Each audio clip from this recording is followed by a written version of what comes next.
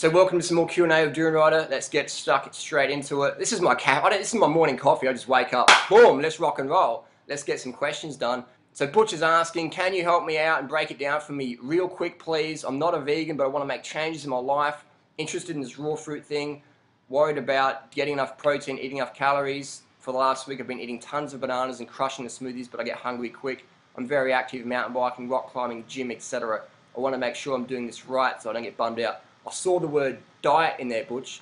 Get that word out of your vocabulary. This is a lifestyle. When we make something a lifestyle, it becomes something we can do forever.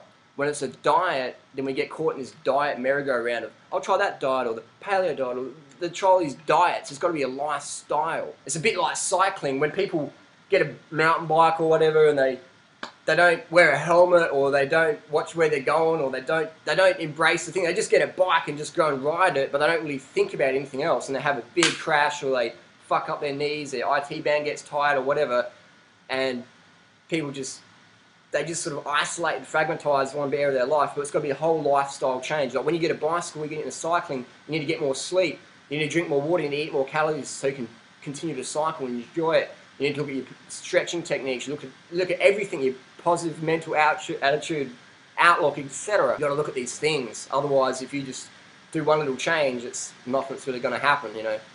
Or you're going to run into some problems and go, oh, well, did that. It's like in cycling, people come to cycling, they don't change anything in their life. They still go out getting drunk with their mates, and I've got some friends who've got so much talent, but they are using their talent because they're going out on the whatever and just getting hammered and stuff. But they don't change their lifestyle. They bring that party lifestyle and the cycling lifestyle, so their talent gets capped when it could just be unleashed.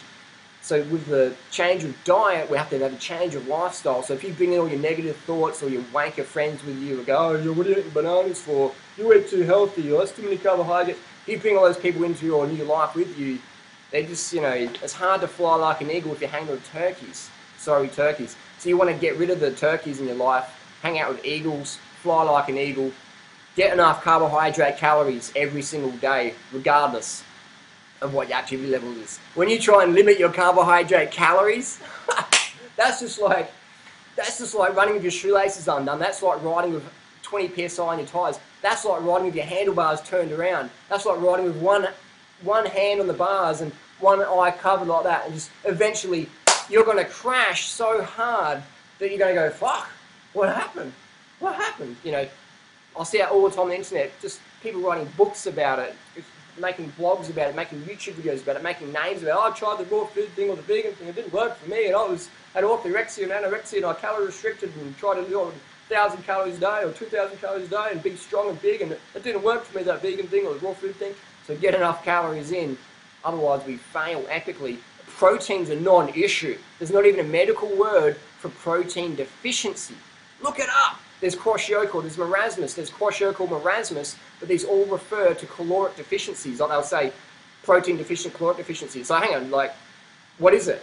It's like so you're saying Japanese-Australian conglomeration. It's like, is it Japanese or is it Australian? You know, like you've got to have a single thing. So there's no actual medical word for protein deficiency. Look it up. Go to the World Health Organization website, look it up. Protein deficiency. If there was such a thing as protein deficiency, there'd be 50 grams of protein isolate, and that'd be reversed. Just like when someone has a vitamin C issue, you give them, you know, 80 milligrams of vitamin C a day, the scurvy goes away. If someone has a protein deficiency, which is impossible, you give them 50 grams of protein a day, technically their protein deficiency should reverse, but there's not even a test for protein deficiency. But if you give these starving people who have protein deficiency, you give them 2,000, 3,000, 5,000 calories a day, miraculously the protein deficiency, aka the kwashiorkor marasmus, goes away. So there's not a medical word for protein deficiency. It's caloric deficiency. That's all there is. So if you get enough calories, get enough protein, all that's going to happen if you don't eat enough calories is your athletic performance is just going to go woo, and crash. Look what happened to Lance Armstrong when he didn't eat enough calories. He almost lost the Tour de France. Same with Contador. Same with the Schlecks. If you don't get enough carbs, see you later. So eat as much as you want. Fruit's the best, but we don't live in a fruity world, unfortunately. I might be in Union Square, NYC. I have $500 in my pocket. I'm like, where's the fruit? I want it now. Best quality, A grade, tasty, ripe. Where is it? Oh, it's not there. Okay, here's some dates, here's some bottled juice.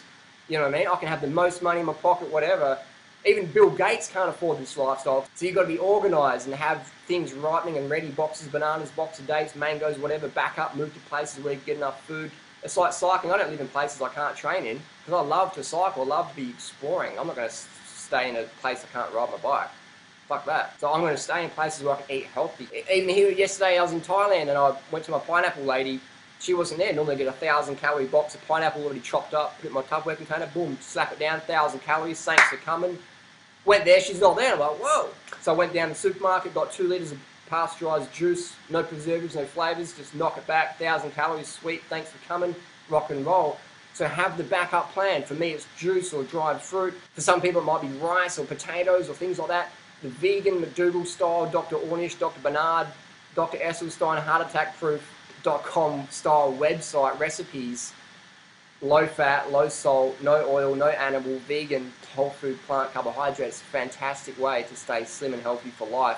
I'm a big fan of fruit. Fruit's the best, most nutrients per calorie, digest the best for the planet. But failing to get that in this sort of society where fruit is like, whoa, that's a lot of fruit going to eat there. That's like 5 bananas. And sometimes it's hard. Situational inconvenience can be your worst enemy. If you can get over the social disapproval from people going, well, you eat a lot of bananas, you like a monkey. So situational inconvenience can be a bugger. So have the backup food plans. Don't be like my friend who's obese, trying to do 811, and they're going from bananas. They can't get bananas, so they're not going to have the pasteurised juice like I have, because that was cooked. So what they do is they go straight past the pasteurised juice, straight to McDonald's, and you have the Big Macs. And then they say, Harley, oh, I'm not really losing the weight, like, it's not really happening. And I'm like, get off the fucking Big Macs, get on the beans and rice if you run out of fruit. Get on the pasteurised fruit juice, man. You'll be fucking laughing in no time. So that's the secret. Protein's not an issue. Get enough carbohydrate, calories from your favourite fruits. Get the early nights, get the sleep. Get your bike measured so your seat height's not fucking up your knees.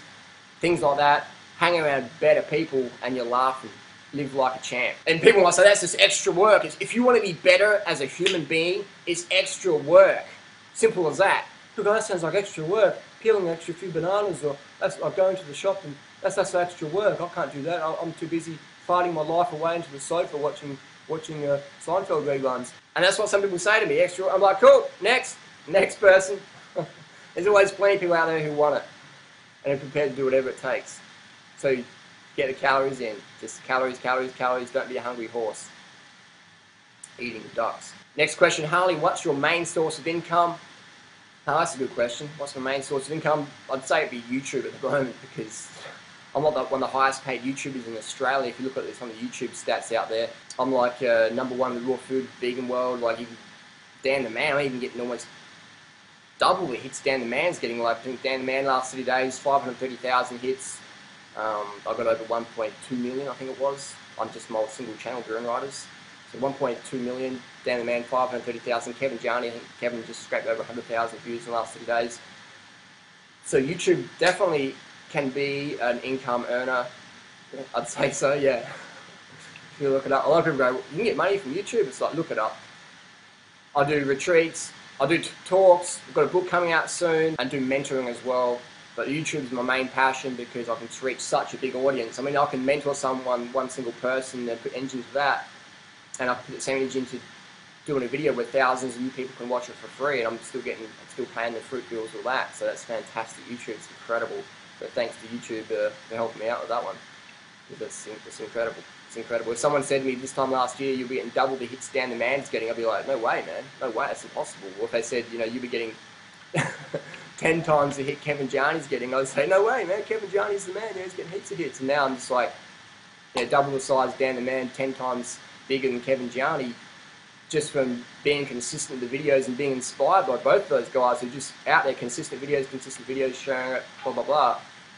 That's how you get your name out there. Be consistent, be passionate, and don't worry about what the trolls say. Just bang out the videos consistently, and you get to expand your message, and then your passion can become your profession. So how cool is that?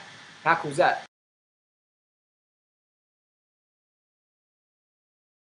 I started working in a factory one time back in '97, and I really hated it, but it was good money, and I was saving up so I could buy a new bicycle. So I got my new bicycle, $2,000 Vani Corsa, quit that job in the factory because it was just hanging out with smokers and downers, and just, you know, people working in the factory, man, it's a pretty dead-end job.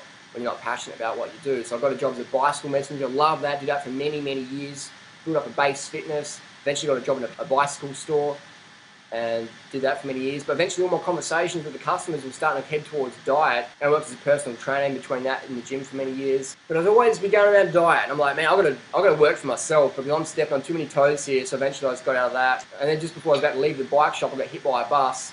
And so then I couldn't work at all. I was living on welfare for many years, just struggling like 50% below the poverty line, and did that for many years, just not working, bad knees, things like that. And that actually gave me the time to study, personal studies, stuff like that, and become who I am today. So getting hit by the bus was a bit of a blessing there. And now, making the money I'm making now, it's pretty cool. It's pretty cool. I encourage people, get out of doing what you hate and get into doing what you love every day. Because when all your work is play, you'll never work another day. I have to limit my time at work on the computer talking with people because I can give so much, I can end up not giving to myself. You've got to be careful when you're working in your passion because you're going to give so much of yourself. You need to get more calories in. There's no way I could be the biggest banana on YouTube in the raw food or the vegan world by under-eating on calories. The more calories I eat, the more hits I get. This is how it is. So I give more energy, I can be more entertaining versus being boring, going, hey, my name's Durianrider, and today we're going to talk about hair scrunchies really raw. I don't know, but it's just like, come on, that's boring. We've got to have the calories in so we can pump it every fucking day. You can steamroll the troll comments, whatever. Just cruise on down to YouTube success, laughing. The audience is on the net, the money's in the bank. It's a win-win-win. Loving it. So get the calories in. That's how I get my coin. Any more questions, post them down below, and let's bang out more Durianrider Q&A. Thanks for watching. See you later.